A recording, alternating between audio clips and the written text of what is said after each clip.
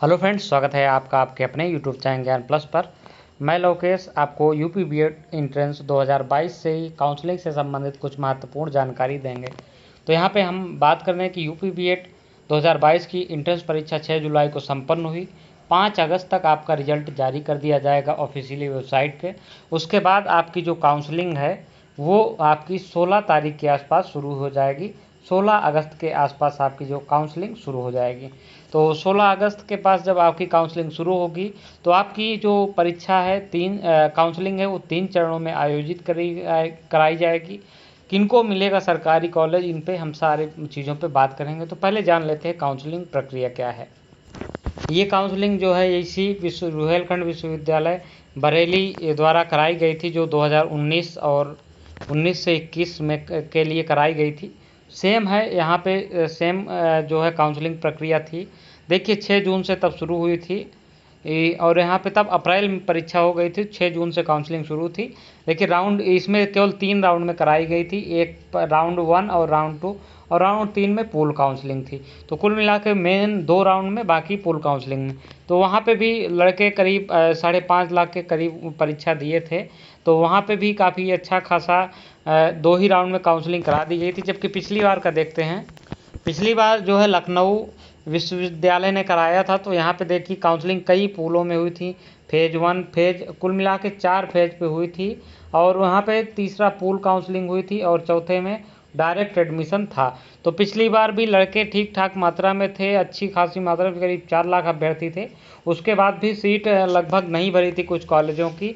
तो कुछ जो अभ्यर्थी इस बार डर रहे हैं कि कॉलेज नहीं मिलेगा, तो निश्चिंत रहिए, कॉलेज सबको मिलता है, भले सरकारी नहीं तो प्राइवेट मिल ही जाएगा आपको।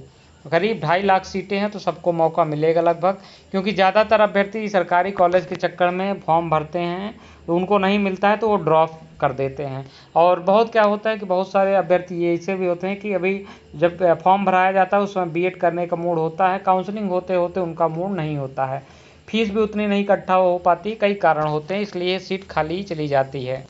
तो इस बार भी लगभग यही प्रक्रिया होगी, क्योंकि रुहेलखंड विश्वविद्यालय बरेली द्वारा इस बार की भी जो है परीक्षा कराई जा रही है, प्रवेश परीक्षा बीएड की।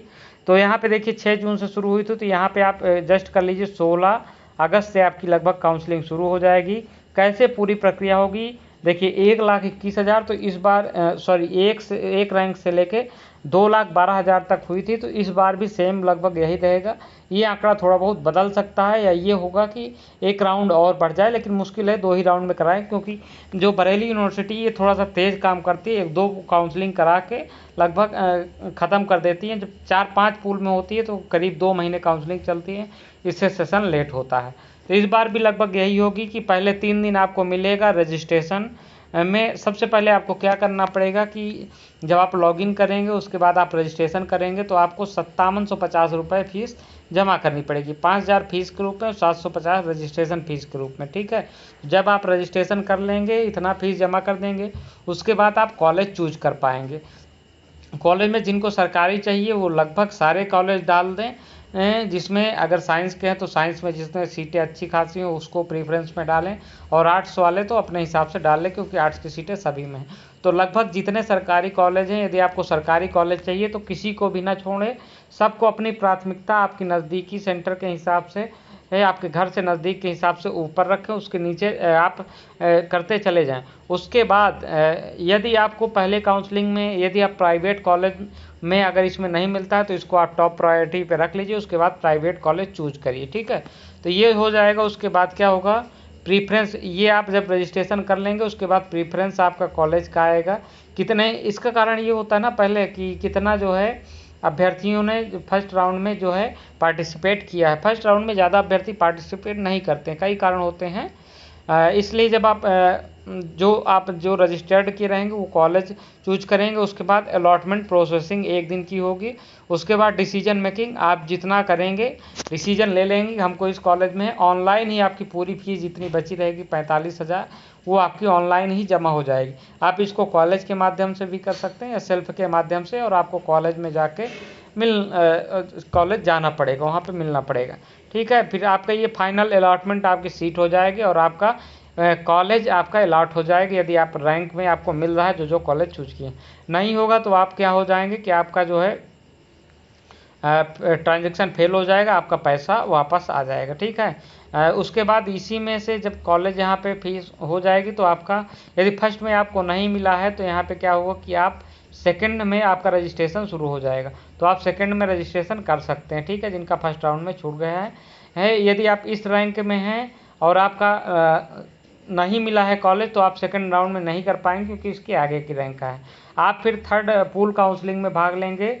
पूल काउंसलिंग में जो इसमें छूटेंगे पहले और दूसरे चरण में छूट जाएंगे और सीट बची रहेगी उनको पूल काउंसलिंग में मौका मिलेगा। पूल काउंसलिंग में क्या होता है देखिए यहाँ पे, पूल काउंसलिंग का मतलब ये होता है कि जो दोनों पूलों में छूट गए हैं, आपकी रैंक अच्छी है, यदि सीट खाली है तो आपको सरकारी कॉलेज यहाँ पे मिल सकता है, लेकिन संभावनाएं बहुत कम होती हैं। तो प्राइवेट कॉलेज में ही पूल काउंसलिंग में मिलती है। इसके बाद आपको होता है डायरेक्ट एडमिशन, तो हर बार लगभग काउंसलिंग में डायरेक्ट एडमिशन मिल जाता है।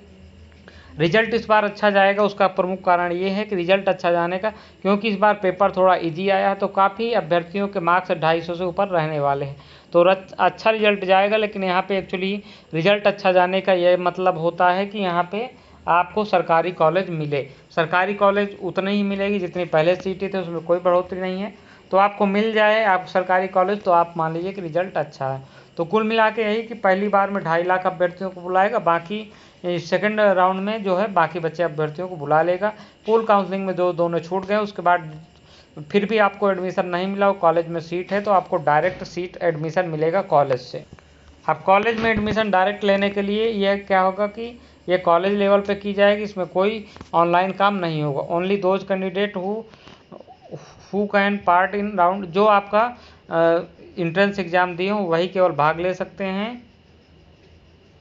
यदि किसी भी कॉलेज में कोई भी सीट खाली रह गई है तो इसमें भाग सकते हैं। इसमें वही लड़के भाग सकते हैं जो कि किसी कॉलेज में एडमिशन नहीं लिया हो। ठीक है, तो जिनको कॉलेज कोई भी अलॉट नहीं हुआ है वो अपना इसमें भाग ले सकते हैं। और तो कुल मिला के ये प्रक्रिया है आपके लिए, तो इस प्रकार से आप भर सकते हैं। और कॉलेज इसमें फीस क्या है डायरेक्ट आपके कॉलेज में होगी।